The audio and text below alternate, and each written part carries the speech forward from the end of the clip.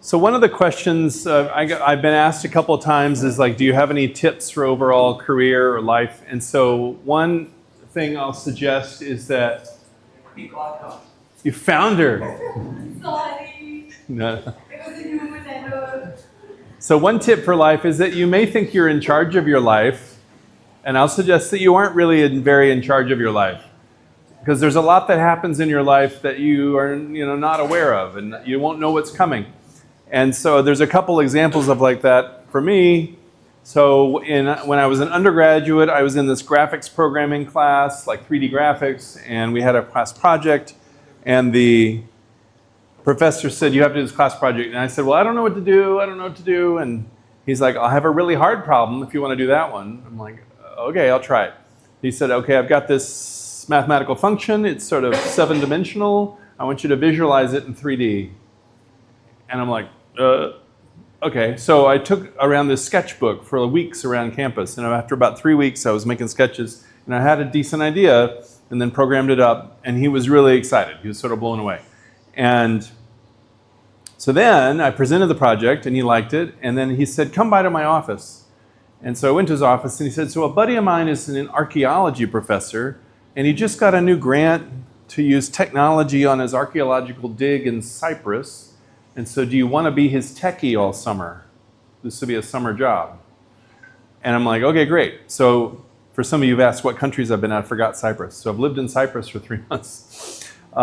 So that was a great job, but it's not under my control, right? Nobody told me there's a job you need to practice and study and apply and interview for it.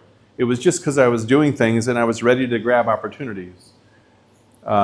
Similarly, in high school, when I went to live in Germany for a year as an exchange student, that was also a sort of a scholarship given by the German Bundestag, the legislature, which I didn't know about, except my German teacher saw that I was excited about German. He's like, you should apply for this. I'm like, what is this thing? It's got 12 essays, and he's like, I'll help you with the essays, you apply. So again, it came out of nowhere, and I feel like this sort of thing just happens sometimes. So my only advice is like, be ready to take opportunities that may come up. Now that said, there's this phrase, the chance favors the prepared mind. So you can, it may be chance and it may be random, but also you can be prepared, right? So you're like, okay, I'm going to be really good at Python. If anything cool comes up that I can use my Python on, I'm going to be ready. So it's a little bit of both of the self-prepared. But I would just say, don't beat yourself up if you're like, I made a 5-year plan for my life. And, 5 years later, you're like, I'm not here. It's like things happen. Yeah. Okay, that's my small life story.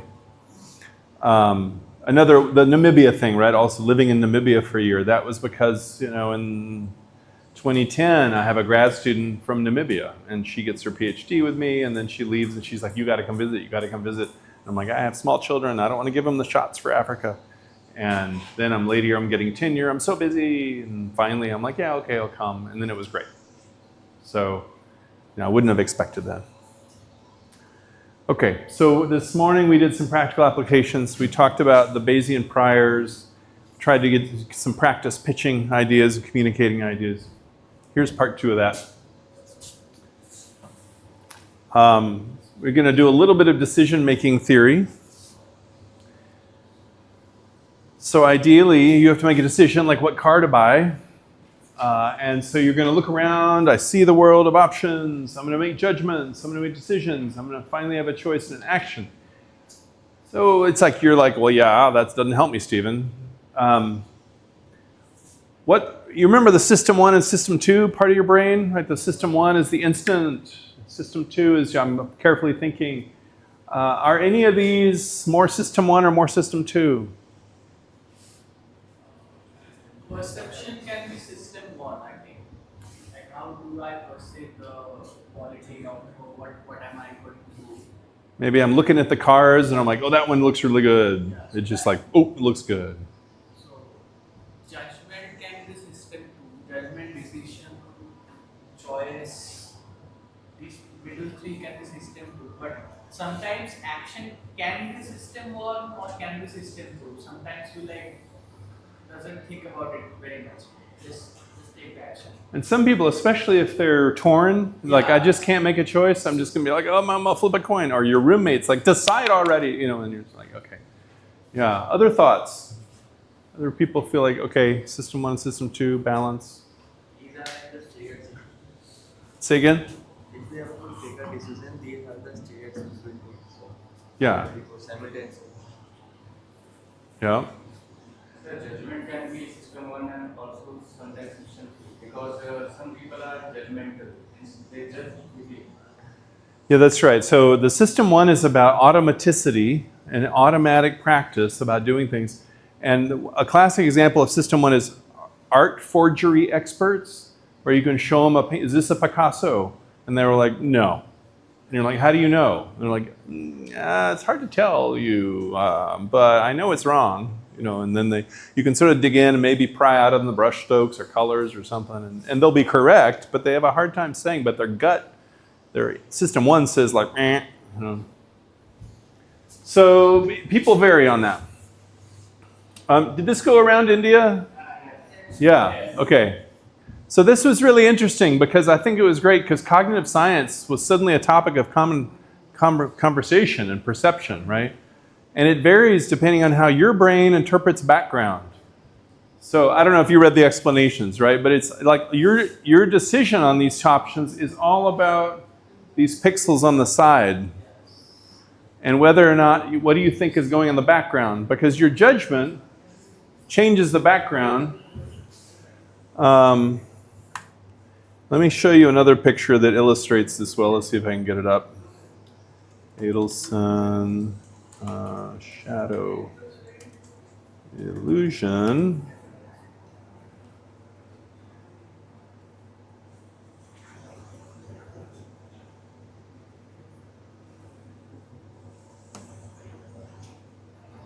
Okay, here's this checkerboard.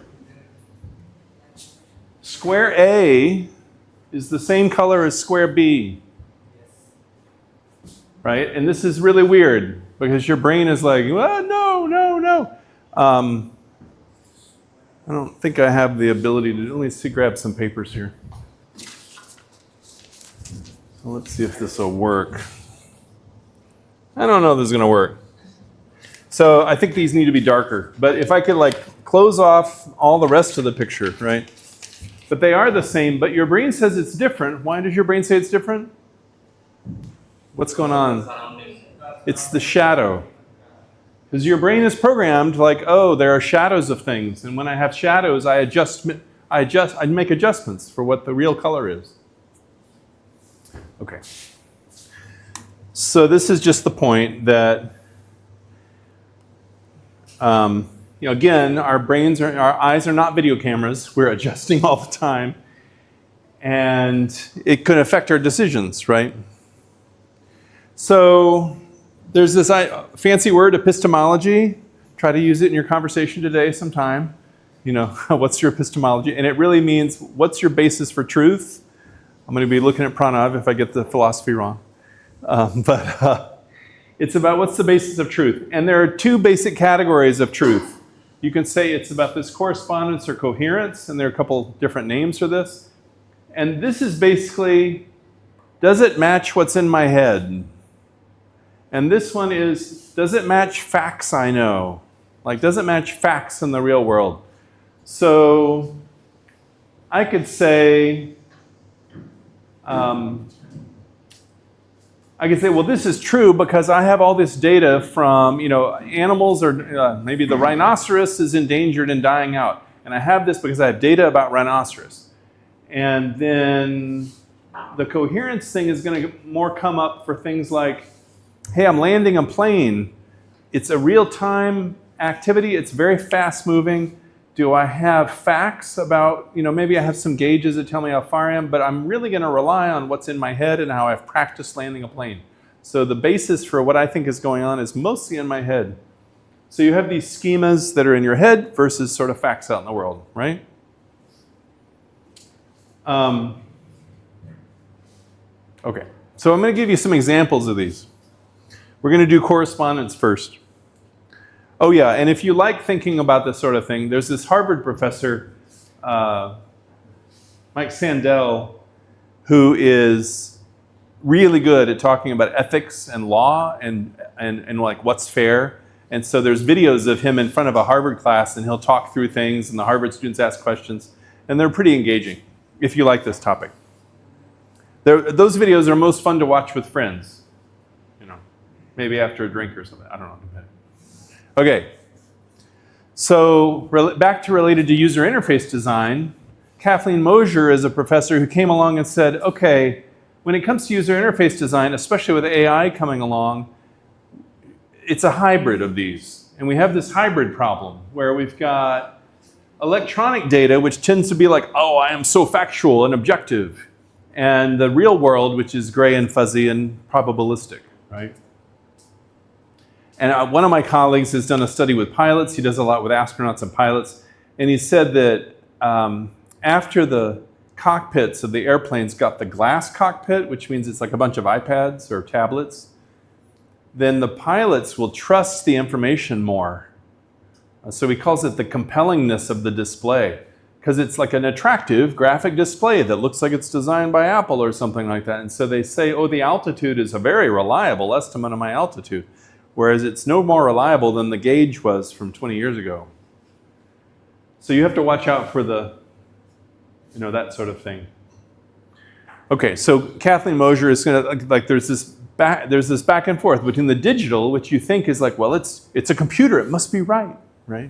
So now that we have ChatGPT doing weird hallucinations, we're starting to get a little loosened from that. But you get things like this. These are from apps. Can I see the manual, please? Well, if you don't know, in Spanish, Manuel is a popular name in Spanish, so it's like, oh, I don't see a Manuel. So it doesn't understand the language, really, the context. Do they name the hurricanes here, like they do in the US? They'll say, we'll have Hurricane Sandy, and how bad is the hurricane going to be? Well, it looks like the hurricane's Roger. So it again did not understand you, right? So this is this conflict between the fuzzy context of real life and the computer, which is supposed to be authoritative and precise.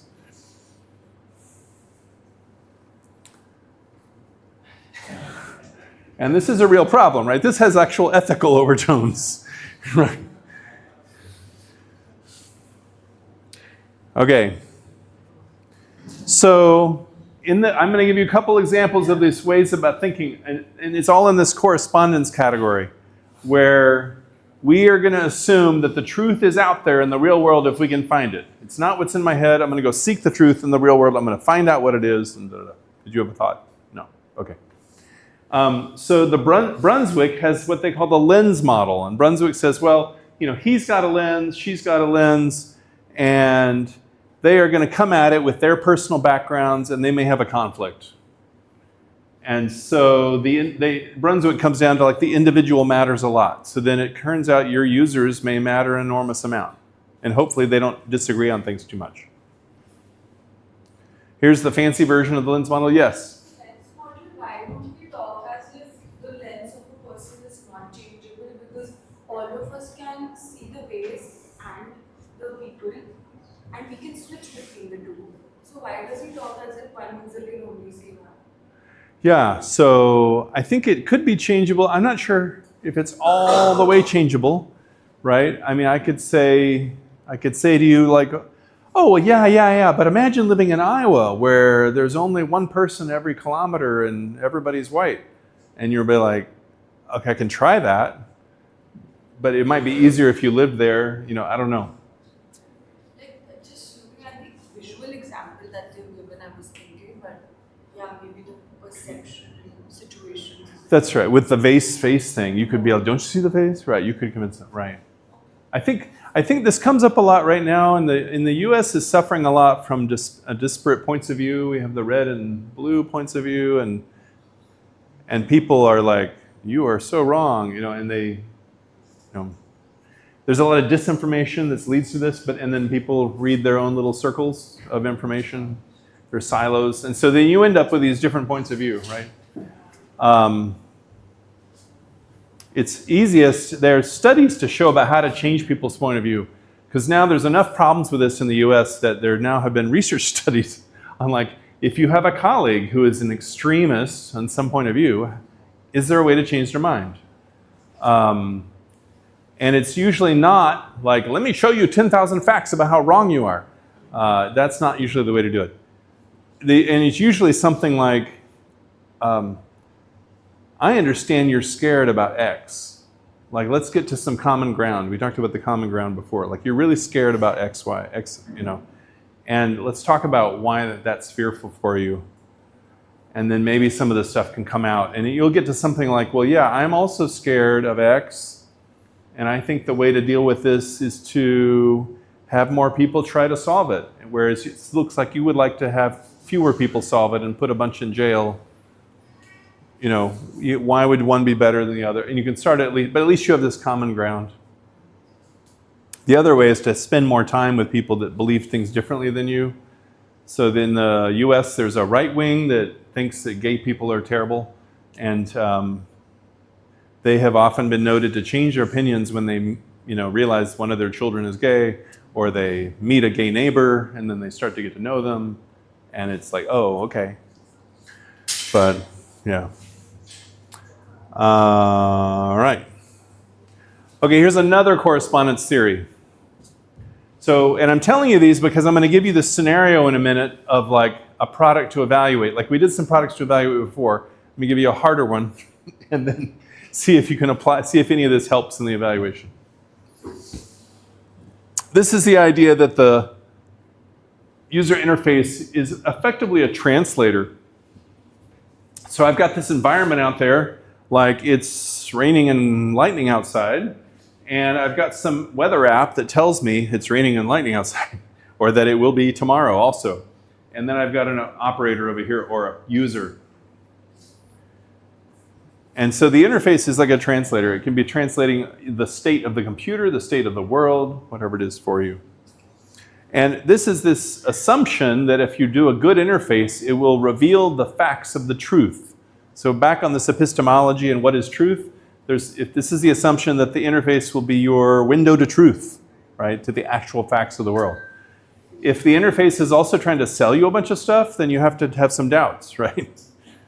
Yeah. Okay, then Gary Klein, still correspondence, where there's actual truth out there to be found, came up with naturalistic decision making, because Gary Klein was sick of all the other people being in a laboratory, and they would study things, and he's like, you're in a lab. That's not the way the real world works, So naturalistic means the problems they're solving are poorly structured, they're very vague, they're complicated, like real world problems, and then he would study people solving those in the workplaces. He would visit workplaces. And here's his little map. I'm not going to have to go through it all, but if maybe we are an executive team and our company is facing a crisis, how are we going to solve it? And it's like, okay, is the situation familiar or not? If it's not, go get more information. If yes, do we know some actions? This sort of thing. There's this phrase, mental simulation of action. This is old stuff. Gary Klein came up with this a while back. And so all the people who love VR and games and AI can jump right into this box, right? We're going to simulate the company action or the future, something like that.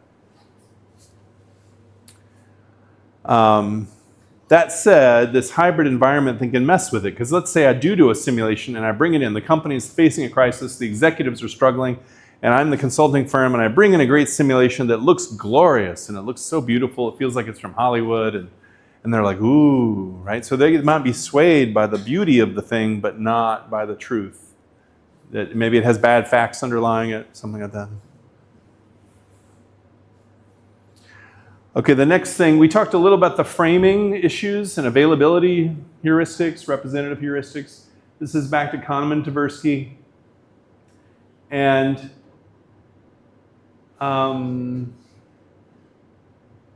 yeah, so I'm just this is back on coherence now. So we had correspondence, which is there is stuff out there in the world, and then the coherence theories are like, yeah, but your brain and your biases are going to adjust what you think truth is. So you got to be aware of that. If you like this sort of thing, this is a book that summarizes a lot of these things. You Are Less Dumb. These are some other heuristics we talked yesterday about recognition. There's also the do what everyone else does heuristic. You go to a restaurant, everybody's lined up. You're like, I guess I better get lined up.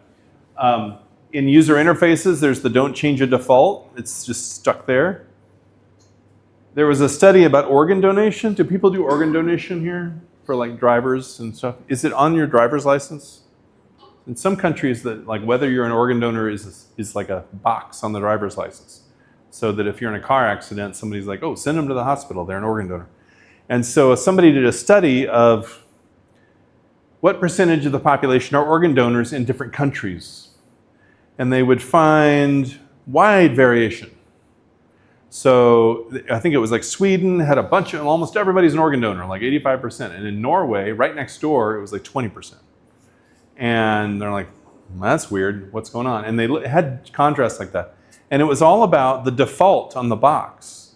So when you're at the driver's license place, it has a form. And in one country, it says, are you an organ donor? And it defaults to yes. And the other one says, are you an organ donor? And it defaults to no. And basically, people leave defaults where they are a lot. And so just by designing the question that way, you get a lot more organ donors. So it's not like people were making, ethical decisions, at the time. Should this be a dark pattern that we discussed? Like, people might end up doing something that they don't want to do, so is it a dark pattern? I guess if you call organ donation something bad, then it could be you could call that a dark pattern. But like, we don't get their consent on it, like their intentional consent. That's true. Yeah, so you could worry about that. It's for Yeah, a good point. No, that's linking the concept. That is. No, good. Yeah. The take the best and tally is, and the fast and frugal trees are both methods for dealing with high dimensional spaces. So that's something like I talked about, my wife and I were trying to decide where to move, and we had these 14 variables, and it's like too hard to do a 14-dimensional like space and optimize. So instead we were like, okay, what are the top 3 for near airports? And we just, and then we throw out that variable. Okay, now among these places, what are the next best ones for schools for our kids? And so that's the fast and frugal tree. You're like slicing the variable space out and getting rid of variables. And you can easily mathematically prove that this is not the way to find the optimal answer, right? Because there might be optimal answers hidden away that you're throwing away because you're doing this iteration. But it's what our brain is really good at.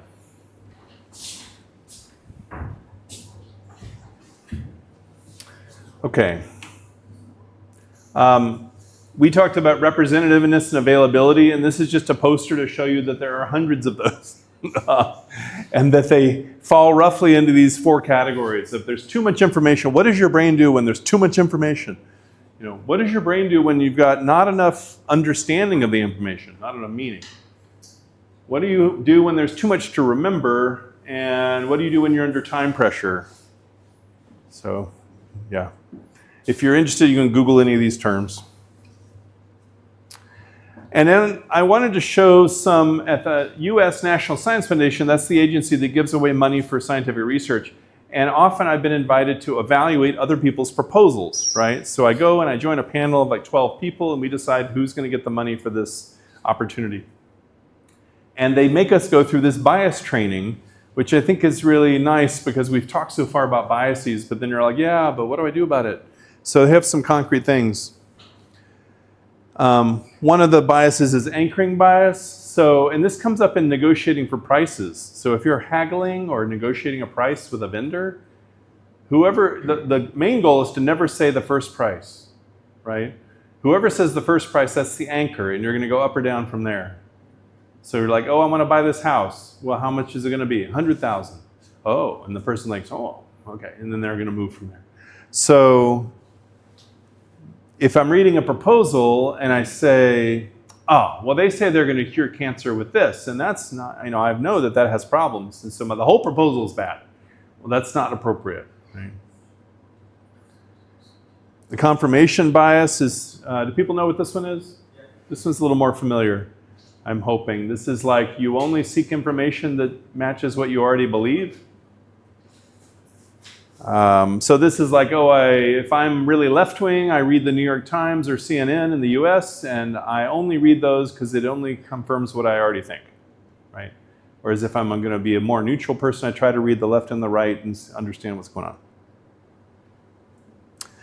The halo effect is like, oh, this author went to Harvard. This must be a good proposal. But you didn't actually read it. So that's terrible. And then there's bias in language. And this is a hard one. If you're like, what if you're from India, but now you're an Indian American? We would say Indian American. You've lived in the US for so long. And maybe your English is not perfect. And so, but you are a brilliant scientist. And that comes through in the proposal, a couple English errors. Somebody might be like, oh, they don't really know what they're doing because they're English. But that's not the point. They know their quantum physics, right? So. And then social stereotypes like, oh, this is a Latino person. So that in the US, the people who are Latino or African American have statistically lower educational scores. And there's all sorts of reasons for that, but you might decide, oh, they're not as educated. Well, that doesn't mean there aren't people who are darker skinned who are highly educated, but yeah. And so as an example of the stereotype, there are these studies, like I put the exact same proposal on, and I put different names on it. So I can call this one by Brad Anderson, or Gabriela Rodriguez, or Chong Wong, or Latoya Brown, or Lamar Washington. And I don't know if you know the names, but if you're an American, you see Latoya and Lamar, and you know those are African American. And Gabriela Rodriguez is going to be Latino. And so they'll put the same names on the proposals, and people will rank the one by the white guy high, and the others they won't rank as highly, and say don't give them the money. But they're identical proposals, right? Same thing with resumes for jobs. You get these resumes coming in. So this can be a real problem. All right. So, and then it says bias is more likely to occur when there's ambiguity, like what makes a good proposal? Like, well, a grant proposal is by definition something new and creative that you haven't seen before.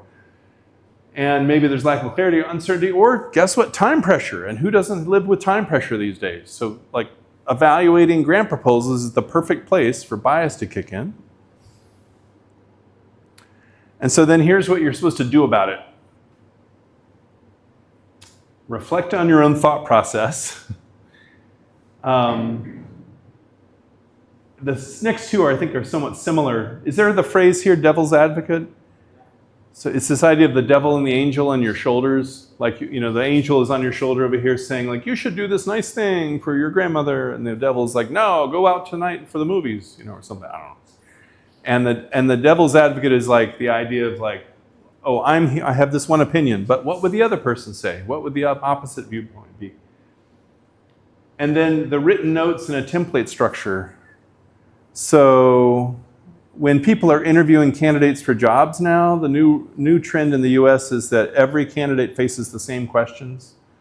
And that's trying to get away from things like the attractiveness of the candidate or whether they tell jokes like you like and all that, because they're just going to look at the questions. It's more about not having a linear thinking and having a non-linear thinking. Having a Non-linear thinking. non-linear thinking. In a way, right?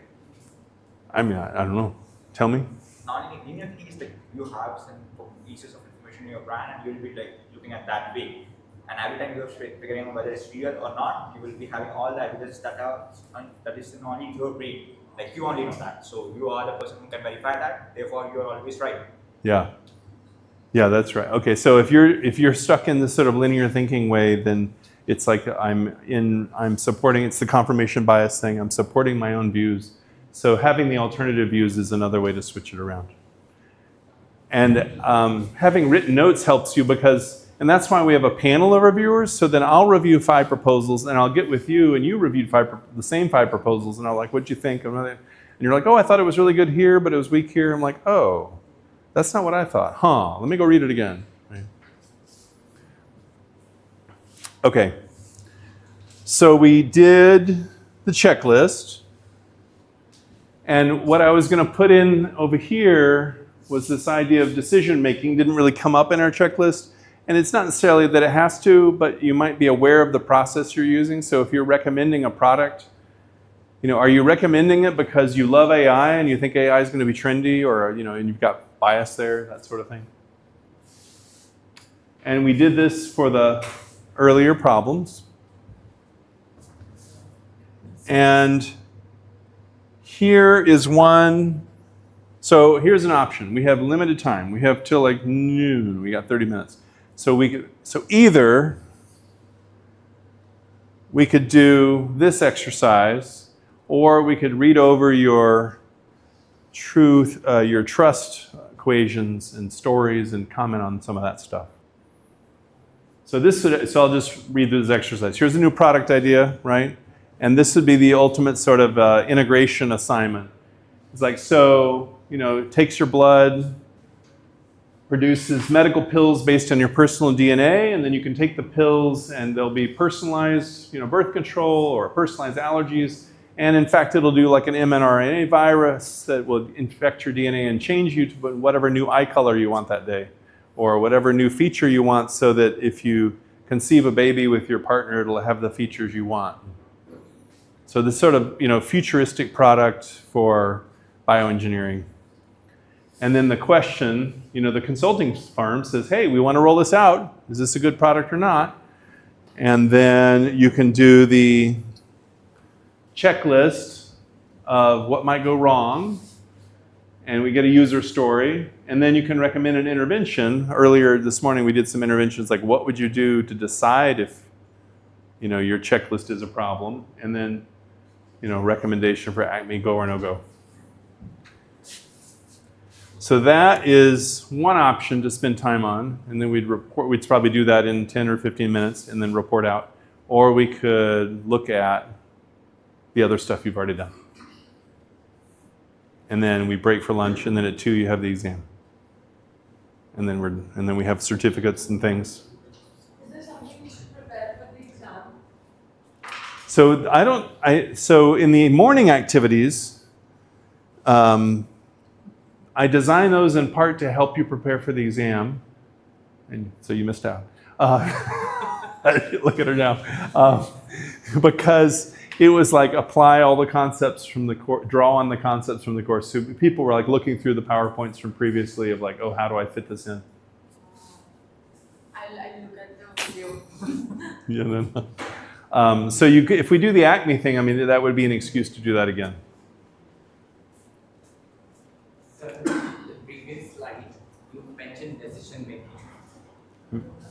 Overall, Yeah. using the topic, like how do we now we used every checklist, we analyzed it. Now how do we make the decision? Now what? How do we make the decision now? So then you're going to make a recommendation as a consulting firm. So with the Acme medical product, right, you would go through and you'd say, well, let's work through a checklist just like you did on the things you've already done, right, with the other products. And then you would think about what intervention, what product testing needs to happen. How much is it? How long is it going to take? Let's get a budget approximately. And then you're going to make a decision. You're going to say, well, Acme,